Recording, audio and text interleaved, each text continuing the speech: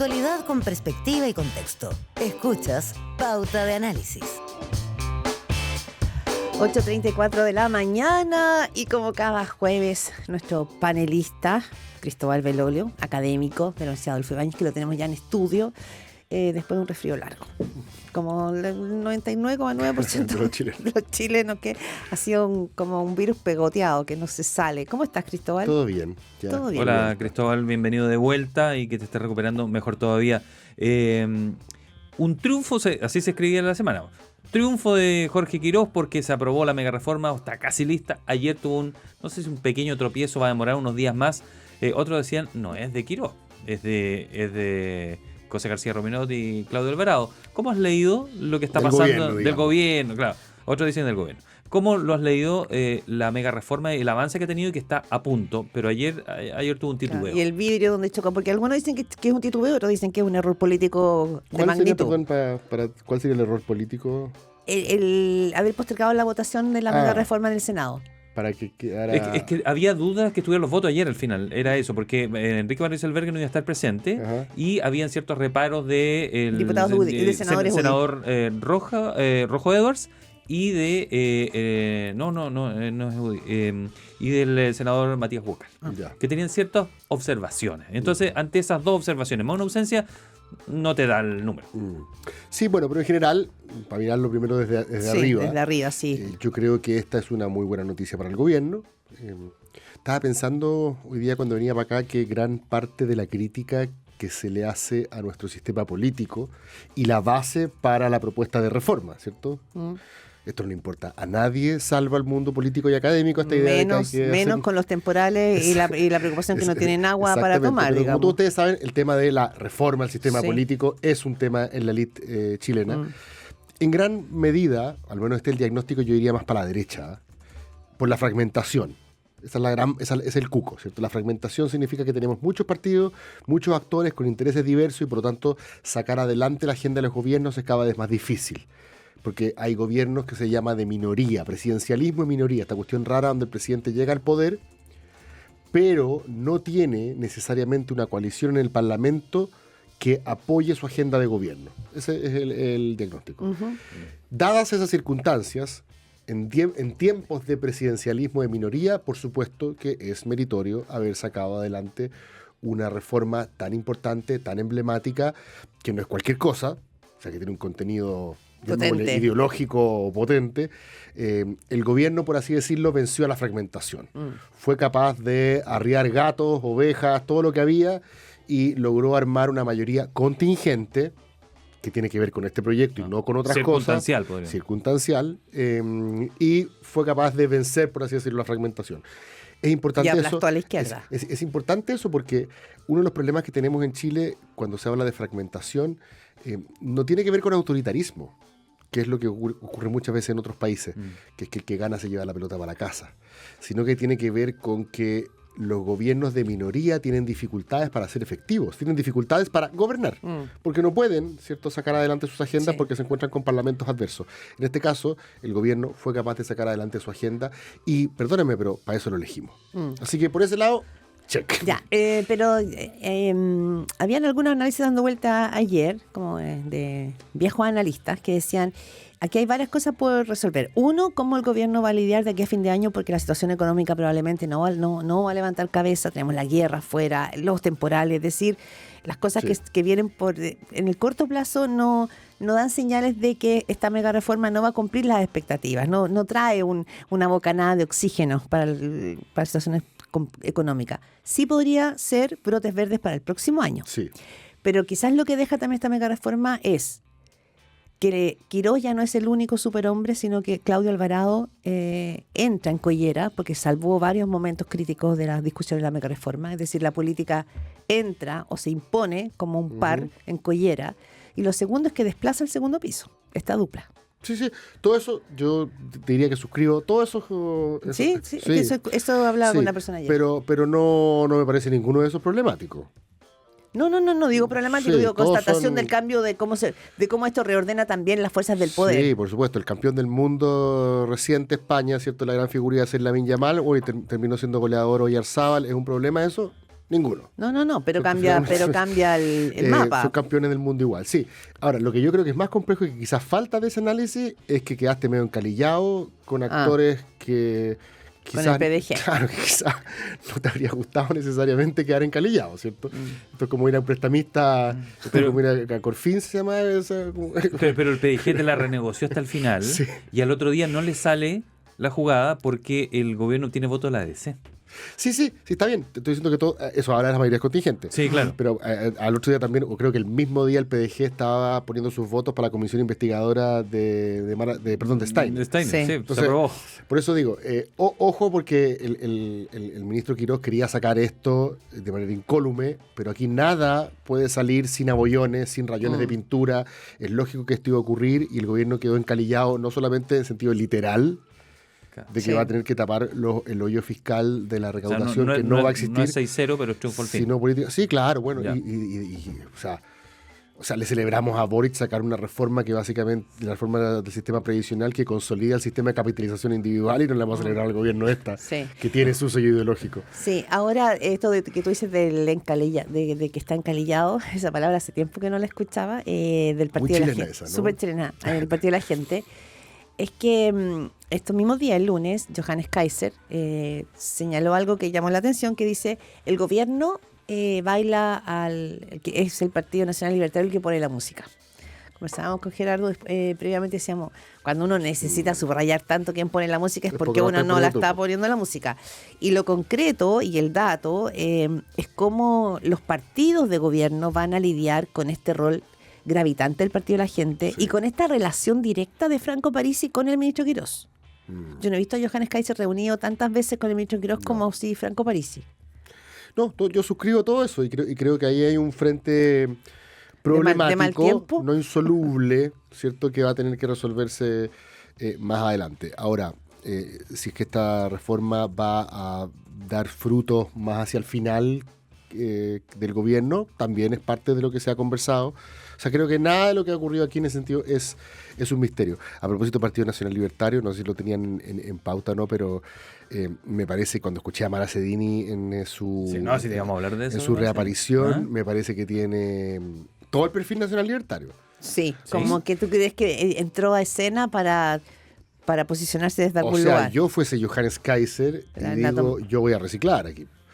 Porque más encima con la crítica que Le le voy a hacer hace... una oferta. O sea, me parece que su salida del gobierno, desde el punto de vista afectivo, porque había salido del gobierno desde el punto de vista institucional, pongámoslo de esa manera. Su salida del gobierno desde el punto de vista afectivo, que es cuando ya se rompen las lealtades de alguna manera, se rompen los códigos de camarín, como dirían los futbolistas, se da en un registro que está a la derecha, digamos, pegándole a parlamentarios, no lo dice, pero básicamente de RN, como ha La reporteado. camiseta republicana le quedó la apretada, prensa. dices tú, una cosa así. O sea, bueno, Bueno, otro viene gallo- de Sin Filtro, donde también tuvo sí, Kaiser. sí, claro, otro gallo cantaría si hubiera sido militante de partido, ¿cierto? Que No, pues, ella no lo dice así, pero yo creo que... Más compuesto hubiese tenido que estar. O un partido quizás habría salido a defenderle y decirle, oye, ella no es nada fusible.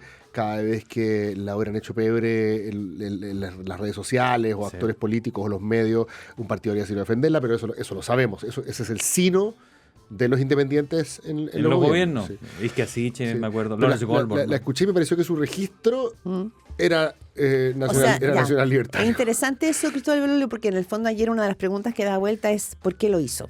¿Por qué da una entrevista de 2 horas? Una entrevista de 2 horas para desplegar no solo una crítica, sino que en el fondo, si uno hace como el mapeo de lo que dijo, es un cuestionamiento al diseño original del gobierno, a cómo opera el gobierno, deja en evidencia la tensión que hubo del segundo piso con el comité político, o sea, como que ella desenfunda muchas informaciones, no es solamente que salió dolida, no es solo que no me quisieron, ella entrega información de tensiones importantes al interior del Congreso y por lo tanto al mal diseño que se hizo y que lo hizo el presidente, porque él es la persona Sí, que por cierto. los eligió.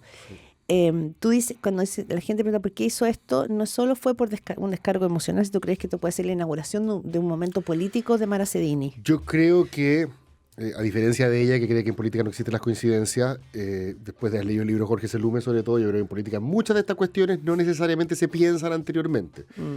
Suceden. Uno a veces aquí para ponerse ciútico, ¿cierto? Ese famoso video de Steve Jobs que dice los puntos se conectan hacia atrás, nunca hacia adelante.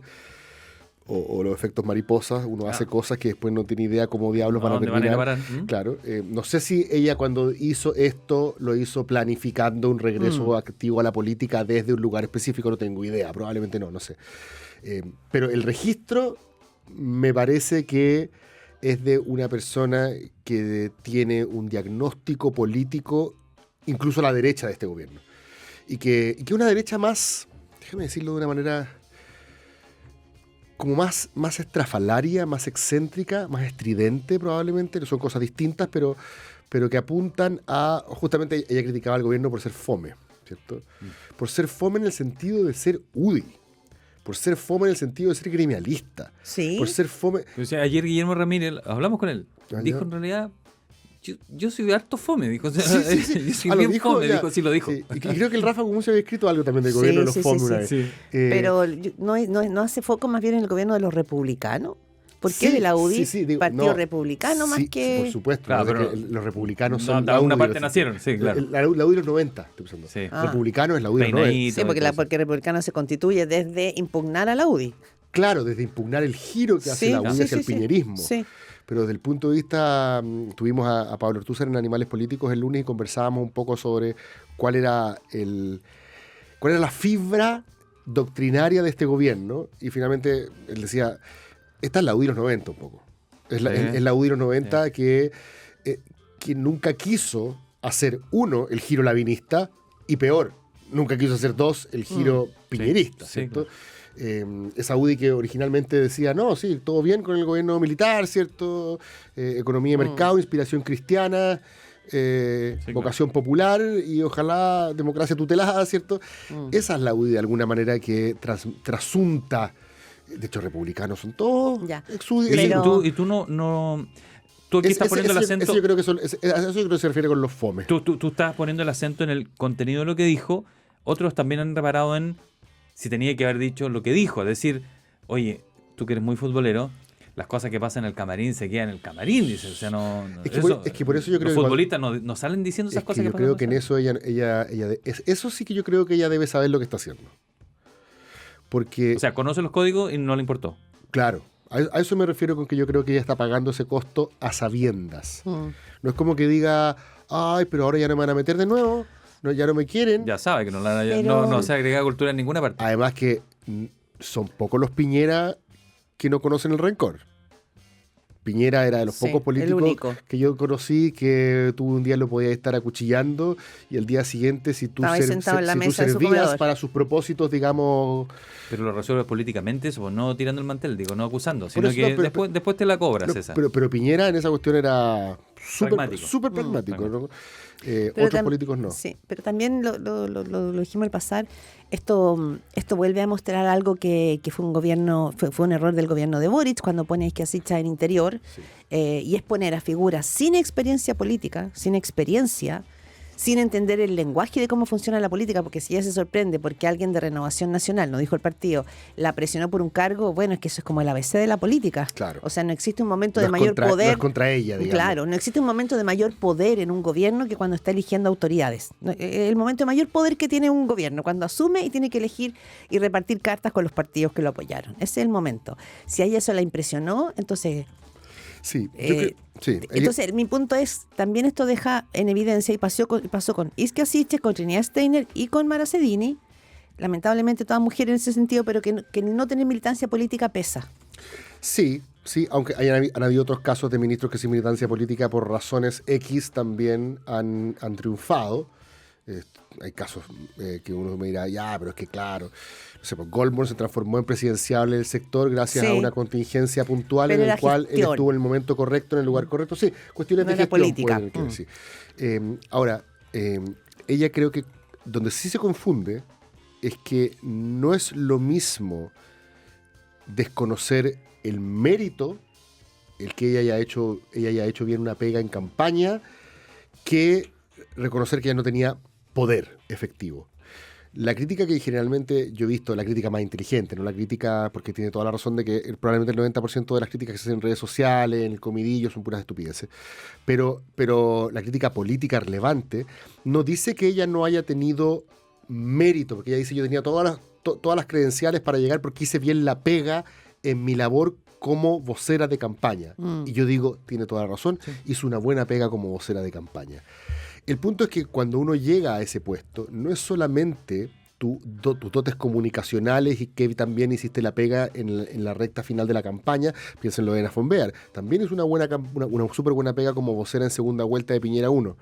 Pero cuando una vez que llegas a la vocería, si la gente no identifica que tú tienes poder, esa famosa frase de Lord Varys en Game of Thrones, en Juego de Tronos, donde dice, el poder reside donde los hombres creen que reside.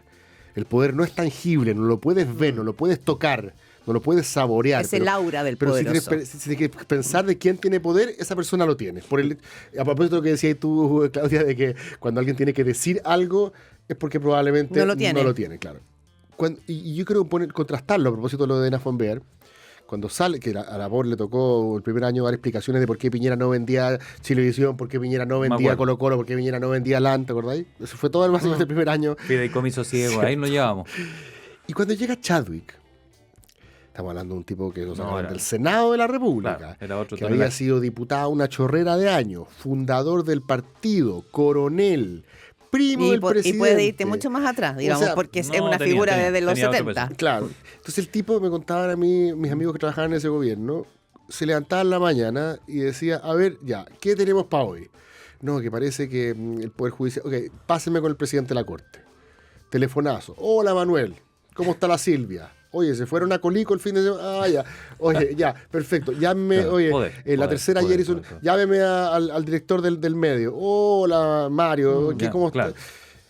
Eso es poder. O sea, yo creo que Hinspeter apenas sintió, que era el ministro de Interior en ese entonces, que llegaba caminando Chadwick por los pasillos de la Moneda y temblaba, cachó que se le acercaba al puesto también. O sea, es una pega donde, si bien el diseño es relevante, y en esto Baracini sí tiene razón, ella cuando dice, como que no me dejaron ser quien sé, no me dejaron ser auténtica, no es solamente la cuestión performática, de que yo tengo un estilo más estridente, menos fome, sino que tiene que ver con que lo que dijimos aquí varias veces, las decisiones sobre lo que tenía que decir, ya no sobre la forma, sino sobre el contenido, venían determinadas del segundo piso. Lo dijimos aquí como el famoso estado en quiebra. Ella mostró fragilidades, hay que decirlo tal cual, severas en algunas materias que no dominaba.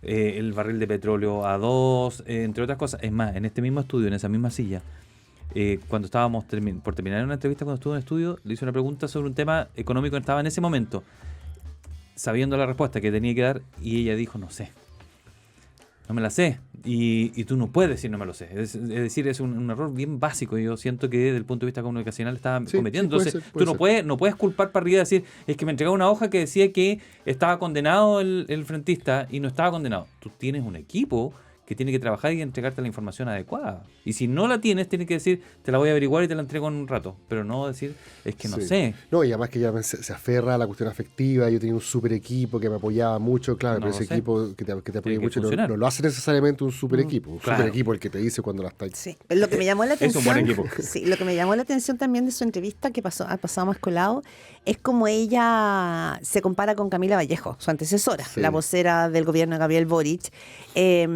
diciendo, bueno, primero decía que era machista seguir haciendo la comparación entre una y otra. Recordemos que cuando Mara Seguín era parte de Sin Filtro, le pegaba duro a Camila Vallejo cuando era vocera. Es decir, ahí venía, digamos, un punto. Pero y era una comparación inescapable. Claro, inescapable. Pero ella dice, si hacer la pega era mentir, era esconderse los problemas, era dejar solo al presidente, era no afrontar los problemas, y más encima hacer comisiones para censurar a la prensa y la información, no tengo interés en parecerme en lo más mínimo a Camila Vallejo. Y me llama la atención que entre en ese lugar, porque uno podrá decir, caerte viendo todo, pero Camila Vallejo en el cuadro estrictamente político, fue impecable. Hizo la pega que el gobierno necesitaba que se hiciera. O sea, no se perdió un segundo, no se salió. Y también demostró dotes de supervivencia. O sea, tampoco gastó cartuchos, por ejemplo, en defender Esquiasiches. Nunca. En un momento en el No cual- aparecía. Y si a eso se refiere, digamos, Sí, Mara Sedini, Bueno, eso también es estrategia. habla, ¿cierto?, de las virtudes de una política que entendía que si bien jugaba para un equipo, la idea era que no la sacaran antes de tiempo, ¿cierto?, llegar al minuto logró. 90. Así es que yo creo que eso es un poco respirar por la herida y es no entender un poco de lo que se trata el cargo. Pero yo entiendo que en el fondo ya dice algo que sí es cierto, que me llama la atención que no lo vea desde este punto de vista, pero hemos sembrado todos los chilenos un tipo de debate político donde cada vez tiene más espacio la inquina, el rumor, la mala leche. Eso es cierto y eso le pegó a ella con mucha vehemencia, como Sí. quizás no le había pegado Sí, a se le otra atravesó el sistema. persona, ¿cierto? Todo se lo encontraba malo. En eso tiene razón, pero insisto, me parece muy interesante que ella ocupe un concepto que ocupan generalmente los populistas, que es este concepto del establishment. Algunos la llaman la casta. casta, ¿cierto? La clase política. Los otros. Claro. Que un concepto que ocupa harto Kaiser, que lo ocupa Milei, lo ocupa Kaiser, y ella dice, es que el establishment no aguantaba que yo fuese de esta manera, de esta otra manera. Es decir, la política tradicional. A eso me refería con que ella trataba de buscar un lugar Desde afuera. que no tiene que ver con esos viejos claro. fome de la derecha tradicional. De Y yo- pantalón dockers, Eso. chaqueta Suéter al azul hombro. y incluso de la primera dama, también, en la cual como que encuentras que esta cuestión como media de criticar. O sea, y con lo amorosa que Oye, fue la ya, primera ya. dama con ella. Ya estamos. Ya. ¿Estamos? Ya. Ya, Sí. estamos. Nos vemos el próximo jueves. Hasta la otra semana. Yo encuentro Chao, que fue Cristóbal. Qué gusto, Cristóbal Beloli. Chao. Chao.